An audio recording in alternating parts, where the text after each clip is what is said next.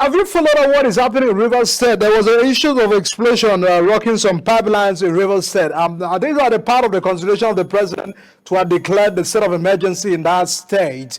Do you feel that that move, declaring state of emergency, halted that attempts of those persons that were just setting some fire and explosions within that region?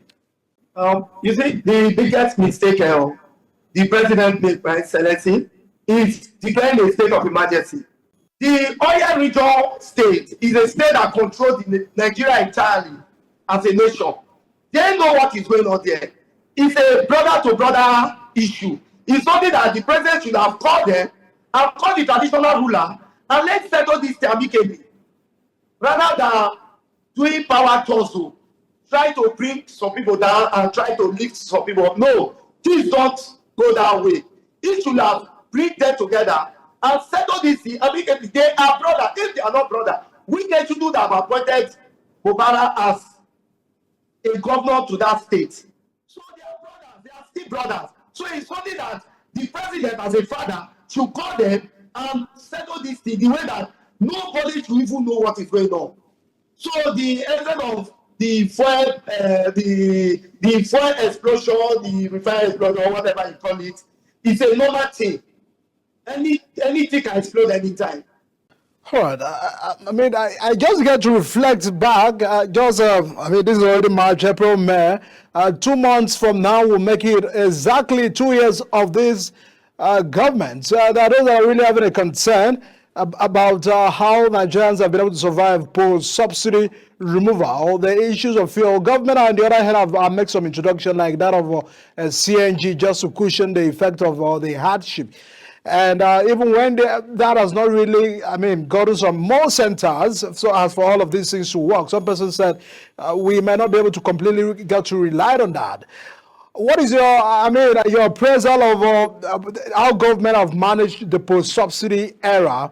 Have they probably managed it so well? The intention of the president to remove subsidy was, to serve the future of the country, which he has stated clearly, economic soul of Nigeria, which was at the danger. He said I needed to take that bold decision and that steps to remove subsidy. But 2 years of his government are after, how far and how well? The issue of removing of subsidy, they have removed it in the outside and they ask us as a citizen to keep paying the subsidy. We are the one paying the subsidy. The government is not paying the subsidy. What are the provision of grants when you want to remove subsidy from any organization? Maybe you are like some other country that subsidize food and other things. They make a provision for it. When you go to the Western world, government take up the agricultural setup and other things. They subsidize for it. What has the government done to say, okay, this is what we are working on? By so time, we are taking off this subsidy. There was no plan for it. Immediately the governor, the president stepped into power, the first thing is taking off the subsidy. Okay, taking off the subsidy is not even the issue. What about the labor chairman, the union? What did they say concerning that? Nothing has been done. Since then, Nigeria will be suffering. They keep telling us they are making a provision, we are making a provision. 2 years has gone. There's nothing. So the government don't have anything for us as a citizen to say, okay, this is what we are backing up. The cost of living is high. So we are not benefiting from the subsidy. Rather, we are the one paying the subsidy.